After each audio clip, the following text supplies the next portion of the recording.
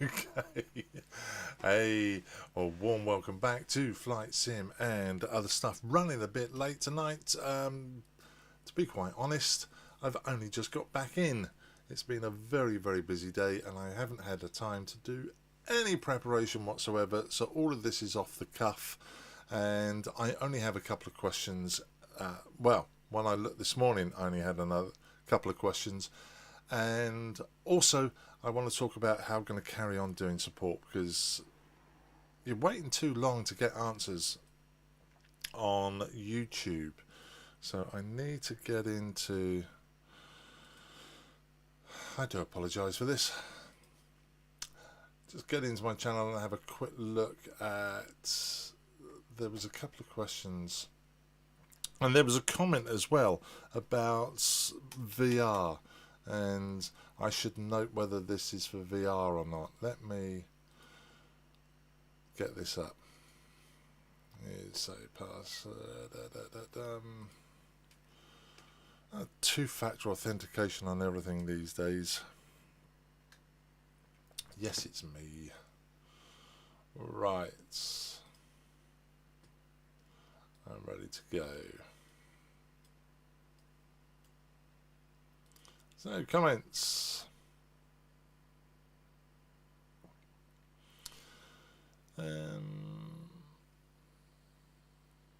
Right.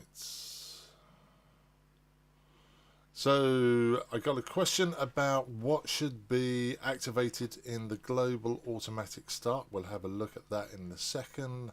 And the other comment I had, which is a really interesting one, Virtual Chris commented, I think it'd be really helpful, or I think it would help to clearly distinguish this series as focused on VR users. It's not actually very helpful at all for regular sim users. We don't need a pop-up menu of the window in this.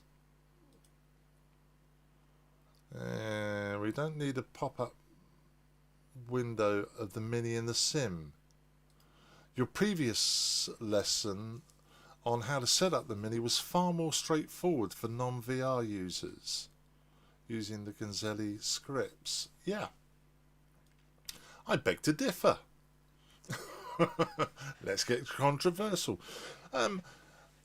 First of all, yes, I am a VR flyer, but when I'm flying the heavies like the Phoenix, the A320, I don't do all the setup in VR because it's just, to be quite honest, the VR isn't good enough yet, and operating things like the MCDU just doesn't work for me in VR. I'm leaning down, and so it's hybrid.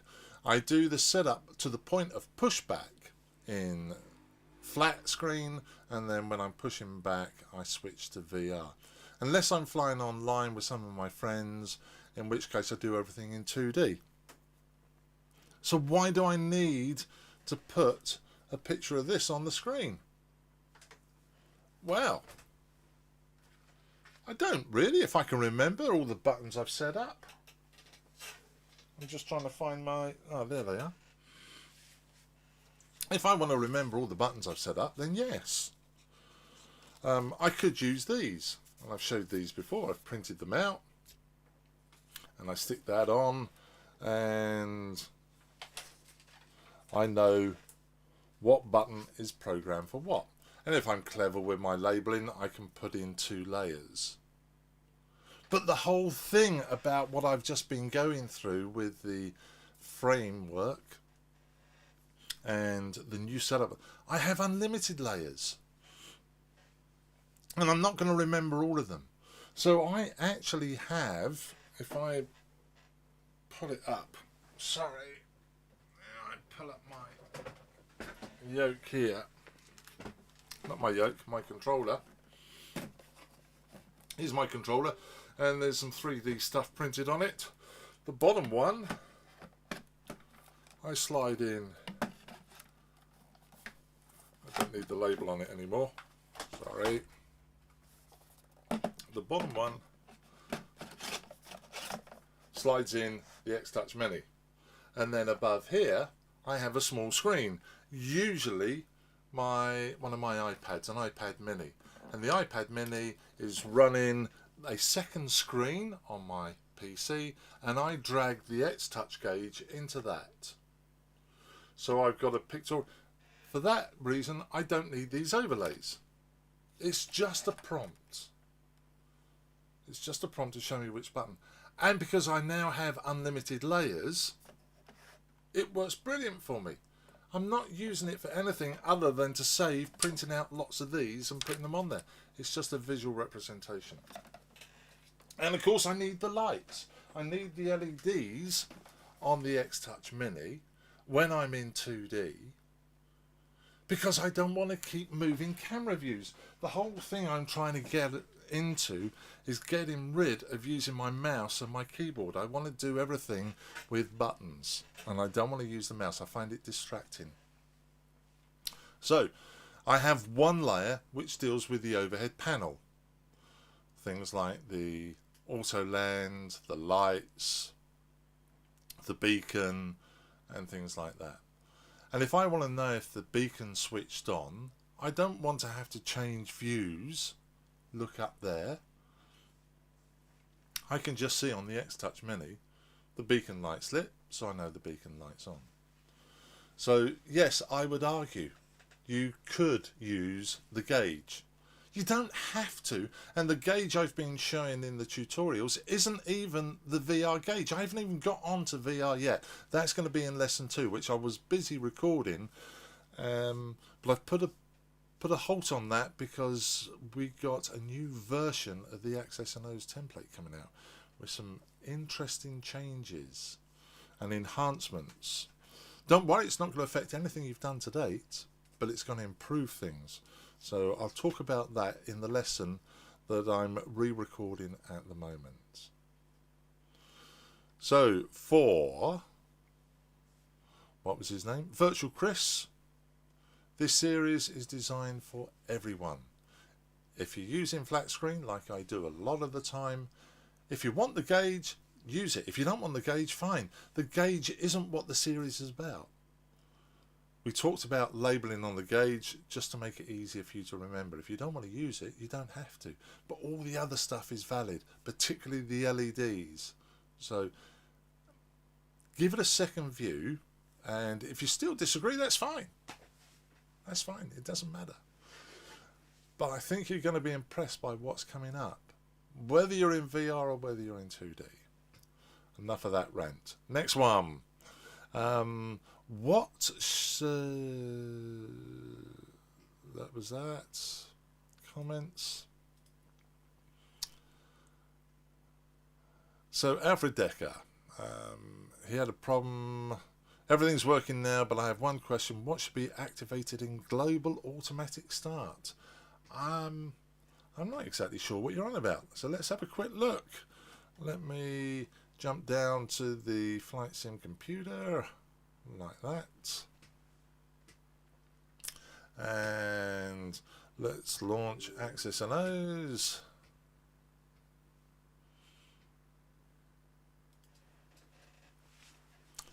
And have a quick look for you.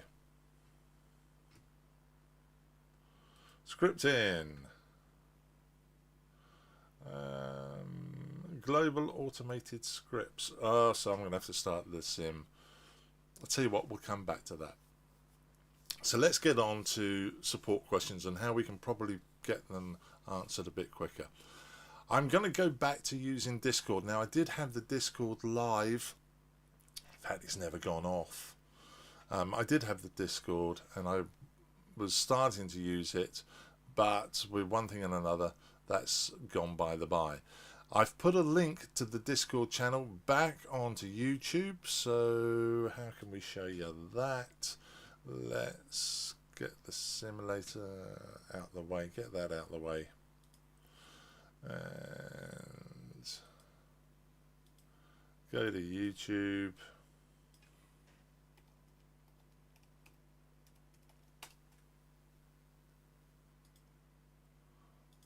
Go away. Right. Flight sim and other stuff. So yeah, if you go to About, and under links there's a link to Discord, and hopefully if you click that, yeah, it will take you into my Discord channel. So please join and use that for your questions, and you can put any posts you like in there, and if other people have got answers, they can answer you as well as me. So please join the Discord channel, and I will try and police that. So if I'm not online, it'll be on my phone anyway, and if I can answer quickly, I will do. So that's it for this week. Was I going to say anything else? Well, I was going to talk about doing reviews.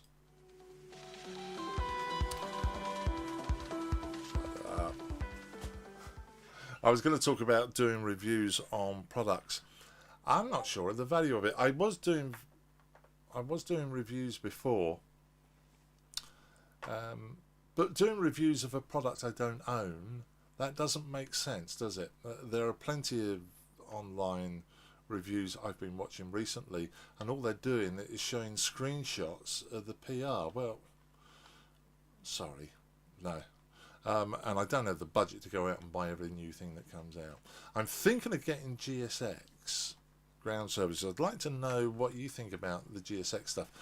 It looks amazing. I have to say, it does look amazing. But I'm in this to fly the aeroplane, and watching people board the plane, as terrific as it looks, is that really going to enhance my flight sim experience? I'm not sure. The one thing I used to like about GSX, and it's still now there, or it's back there in Microsoft Flight Simulator, is the follow me car for when I land. I think that's a real valuable one to have. It saves me looking at my charts and getting the right gate if I'm going to do things properly.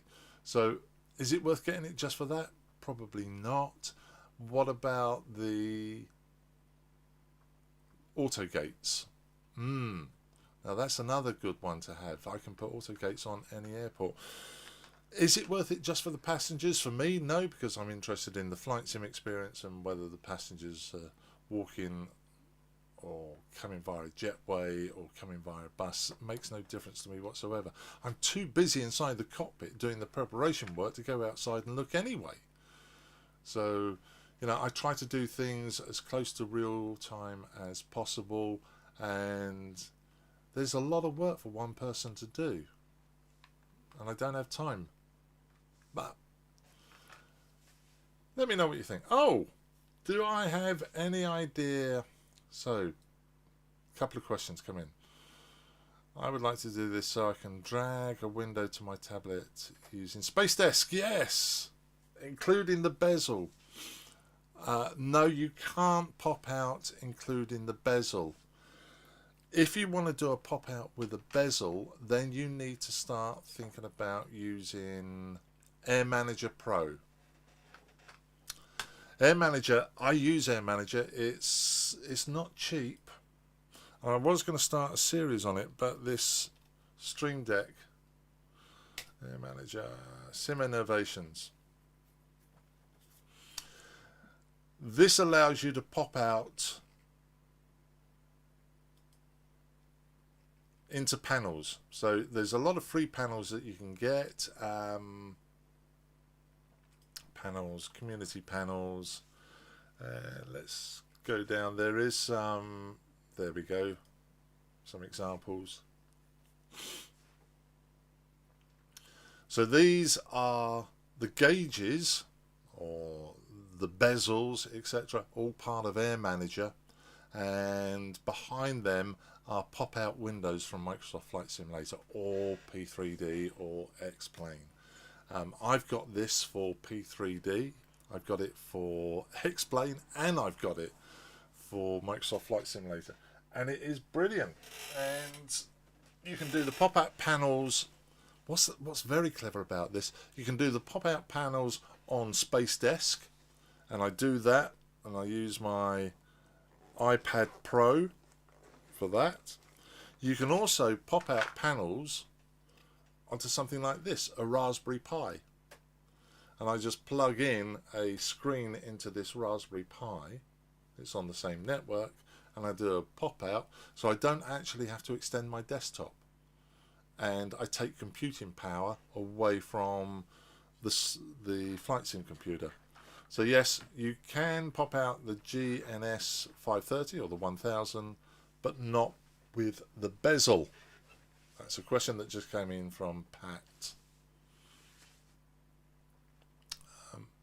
Oh, sorry Pat, I've been talking about this and I haven't been showing it because it's on my other computer. It was on this one. This is the product I was talking about. Sim Innovations Air Manager. So this is, well, there's your G1000.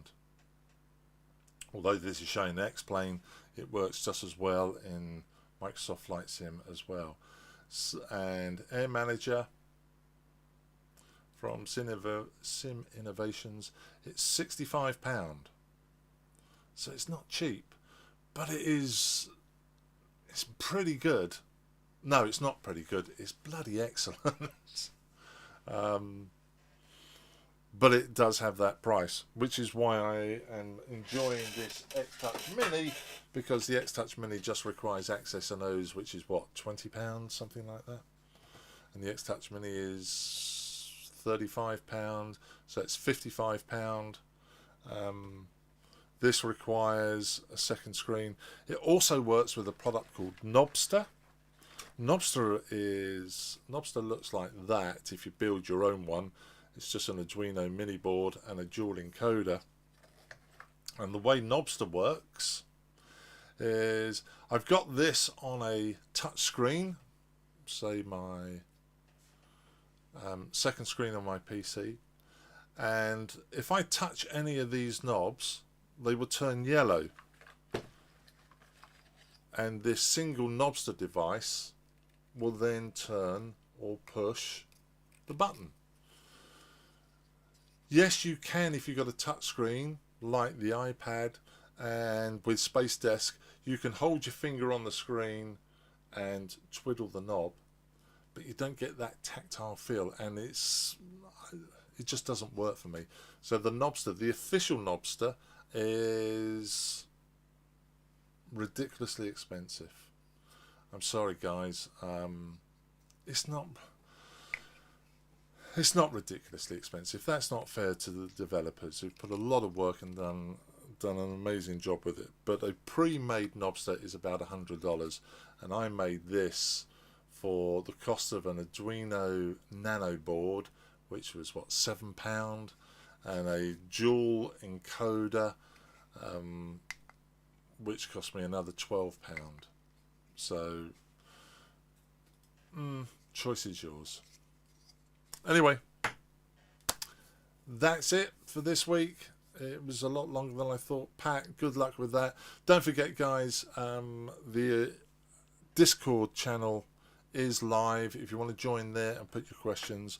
I'm off to have a look at a beta version of the Access and O's framework for this device from Phonetic, and do a video on the latest update on that and lesson 2. What else have we got? Still haven't managed to get my X-Touch Mini to work following your video. I don't know where to seek help. Eddie,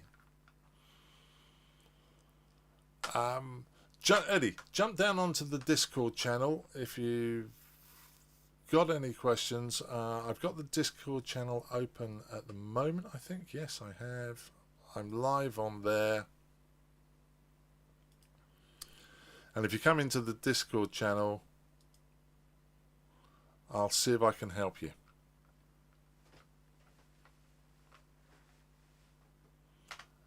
If not, drop me a message about what's gone wrong, what you're seeing and what isn't working, and I'll try and help you.